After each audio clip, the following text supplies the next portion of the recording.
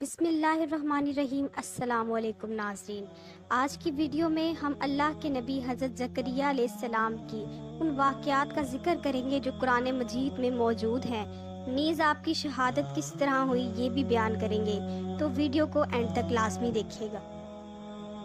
اللہ تعالیٰ نے قرآن مجید میں جن انبیاء کرام کے سبق آموز واقعات کا ذکر فرمایا ہے، ان میں سے ایک حضرت زکریہ علیہ السلام بھی ہیں۔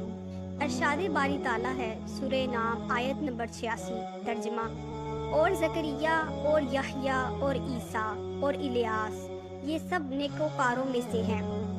حضرت زکریہ علیہ السلام حضرت سلیمان بن داؤد علیہ السلام کی اولاد میں سے تھے۔ اللہ تعالیٰ نے آپ کو بنی اسرائیل کی ہدایت اور رہنمائی کے لیے مبعوث فرمایا تھا۔ قرآن کریم کی 4 سورتوں سورہ آل عمران، سورہ انعام، سورہ مریم اور سورہ انبیاء میں آپ کا ذکر ملتا ہے۔ اس کے علاوہ چند احادیث میں بھی آپ کے بارے میں معلومات ملتی ہیں۔ نیز بائبل میں ایک باب صحیفہ زکریا کے نام سے ہے، لیکن یہ وہ زکریا نہیں ہیں جن کا ذکر قرآن مجید میں ہے۔ تورات والے زکریا کی ولادت حضرت عیسیٰ علیہ السلام کی ولادت سے 500 سال قبل بیان کی گئی ہے، جبکہ قرآن مجید میں جن زکریا علیہ السلام کا ذکر ہے وہ حضرت عیسیٰ علیہ السلام کی والدہ حضرت مریم علیہ السلام کے مربی اور حضرت یحییٰ علیہ السلام کے والد ماجد ہیں۔ حضرت زکریہ علیہ السلام کی اہلیہ اور حضرت مریم علیہ السلام کی والدہ آپس میں بہنیں تھیں۔ یوں حضرت زکریہ علیہ السلام حضرت مریم علیہ السلام کے خالو تھے۔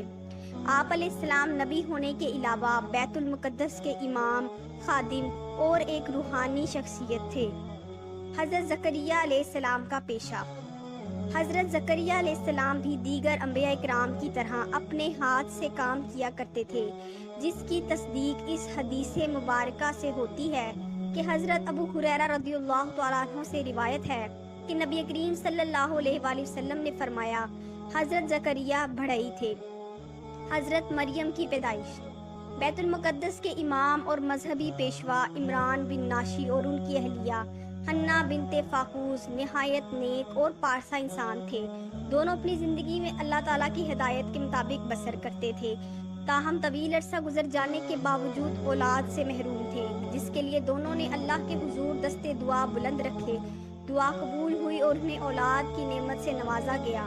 انبیاء سابقین کی شریعت میں عبادت کا ایک طریقہ یہ بھی تھا کہ اپنی اولاد میں سے کسی ایک بچے کو دینی کاموں کے لیے وقف کر دیا جاتا تھا اور پھر اس بچے سے دنیا کا کوئی کام نہیں لیا جاتا تھا۔ حضرت عمران کی بیوی نے بھی منت مان لی، جس کا ذکر قرآن مجید میں اس طرح موجود ہے، سورہ آل عمران آیت نمبر 35، ترجمہ: اور کہا، اے میرے رب، میرے شکم میں جو بچہ ہے اسے میں نے تیری عبادت گاہ کی خدمت کے لیے وقف کرنے کی نظر مانی ہے، تو میری طرف سے قبول فرما، یقیناً تو خوب سننے والا اور پوری طرح جاننے والا ہے۔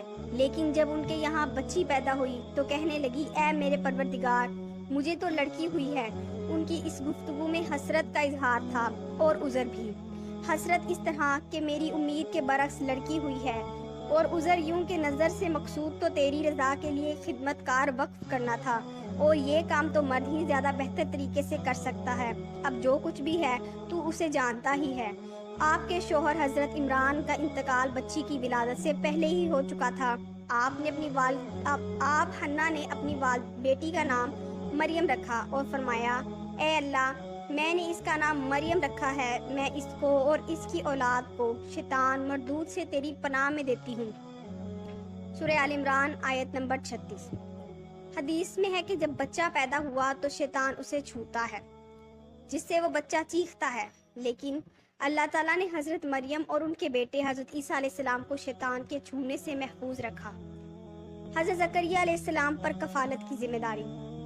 والدہ اپنی نظر پوری کرنے کی نیت سے نومولود مریم کو لے کر بیت المقدس پہنچی۔ وہاں مسجد کے مجاور خادم اور کاہن موجود تھے، جن میں حضرت زکریہ علیہ السلام بھی شامل تھے۔ حضرت مریم علیہ السلام کی والدہ نے کہا، اس بچی کے متعلق نظر مان چکی ہوں، اب یہ بیت المقدس کی خدمت کے لیے آپ لوگوں کے پاس رہے گی۔ چونکہ وہ حضرت عمران کی بیٹی تھی جو مسجد کے امام اور ایک روحانی بزرگ تھے، لہٰذا سب کی خواہش تھی کہ بچی اسے مل جائے۔ حضرت زکریا علیہ السلام کا استدلال تھا کہ بچی کی ماں اور ان کی اہلیہ سگی بہنیں ہیں، نیز خالہ بمنزلہ ماں کے ہوتی ہے، اس لیے بچی کی پرورش کا ان کا حق زیادہ ہے۔ تاہم دیگر افراد اس پر راضی نہ ہوئے تو قرآن اندازی کے ذریعے فیصلہ کیا گیا، جس پر تینوں بار قرآ ڈالتے وقت حضرت زکریا علیہ السلام کا ہی نام نکلا۔ یوں اللہ تعالیٰ نے آپ علیہ السلام کو حضرت مریم کا سرپرست بنا دیا۔ آپ علیہ السلام نے بڑے ذوق و شوق سے ان کی پرورش شروع کر دی۔ انہوں نے حضرت مریم کو اپنے گھر ہی میں رکھا، لیکن جب وہ ذرا سمجھدار ہو گئی تو انہیں مسجد سے متصل ایک حجرے میں منتقل کر دیا، جبکہ رات کو وہ اپنی خالہ ہی کے پاس آ کر سو جایا کرتی تھی۔ نشانات قدرت کا مشاہدہ۔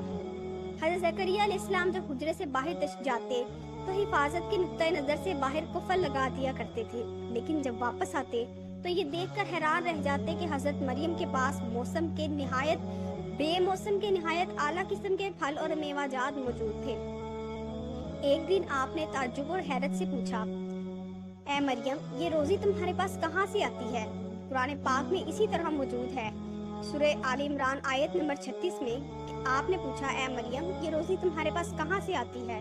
وہ بولی، اللہ کے یہاں سے آتی ہے، بے شک اللہ جسے چاہتا ہے بے شمار رزق عطا کرتا ہے۔ یہ ایک لحاظ سے حضرت مریم کی کرامت تھی۔ اولاد کے لیے دعا۔ حضرت زکریا کی اہلیہ عیشا بانجھ تھی، جس کی وجہ سے وہ بے اولاد تھے۔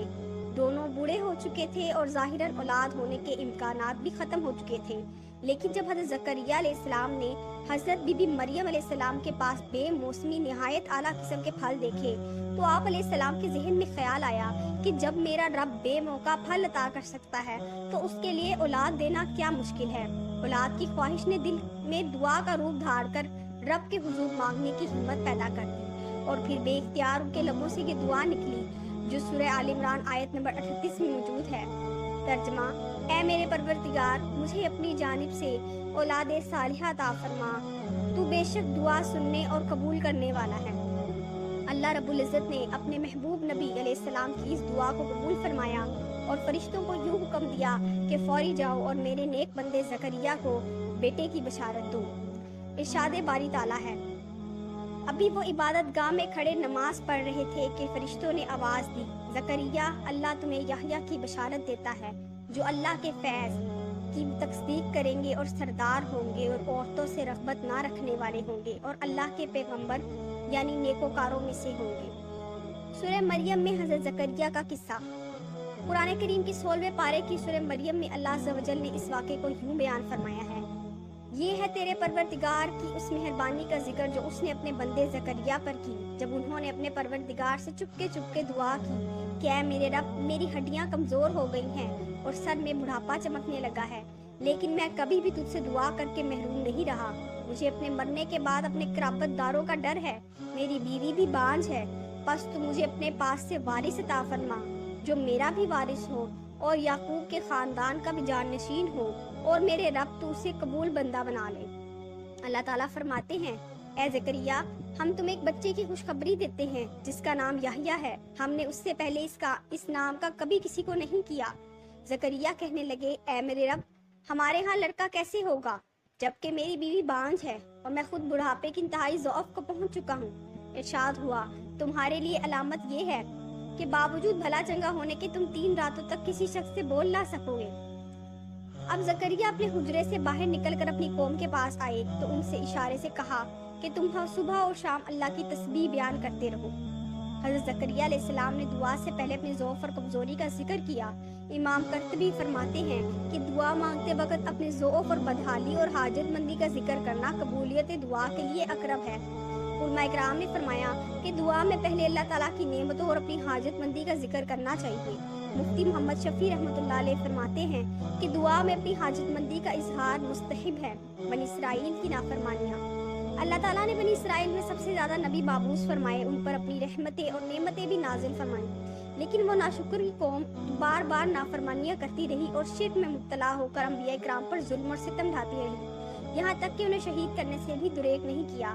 قرآن کریم میں ارشاد باری تعالیٰ ہے، سورہ آل عمران آیت نمبر 21 ترجمہ، جو لوگ اللہ تعالیٰ کی آیتوں سے کفر کرتے ہیں اور ناحق نبیوں کو قتل کر ڈالتے ہیں، اور جو لوگ عدل اور انصاف کی بات کہیں تو انہیں بھی قتل کر ڈالتے ہیں، تو اے نبی انہیں دردناک عذاب کی خبر دے دیجیے۔ روح المعانی میں بر روایت ابن حاکم اس آیت کی تفسیر خود حضور صلی اللہ علیہ وآلہ وسلم سے مروی ہے کہ بنی اسرائیل نے ایک وقت میں 43 نبیوں کو قتل کر ڈالا۔ جب ان کو سمجھانے کے لیے 100 بزرگ کھڑے ہوئے تو ان کا بھی کام تمام کر دیا۔ حضرت زکریا علیہ السلام کی شہادت۔ بنی اسرائیل نے پہلے آپ علیہ السلام کے صاحبزادے حضرت یحییٰ علیہ السلام کو شہید کیا۔ اس وقت آپ علیہ السلام دمشق میں تھے۔ حضرت یحییٰ علیہ السلام کی شہادت کے بعد بنی اسرائیل نے آپ علیہ السلام کو قتل کرنے کا بھی پروگرام بنایا۔ حضرت زکریا علیہ السلام کی وفات کے حوالے سے مختلف روایات ہیں۔ بعض کے مطابق آپ علیہ السلام اپنی طبعی عمر پوری کر کے انتقال فرمایا، جبکہ بہت سے مفسرین کا کہنا ہے کہ انہیں بنی اسرائیل نے شہید کر دیا۔ وہاب بن منبع رحمۃ اللہ علیہ کے مطابق حضرت زکریا اپنی قوم سے بھاگے اور ایک درخت کے خلا میں داخل ہو گئے تو قوم نے وہاں پہنچ کر درخت پر آرا چلا دیا۔ واللہ عالم۔ اس وقت حضرت زکریا علیہ السلام کی عمر 100 سال سے زائد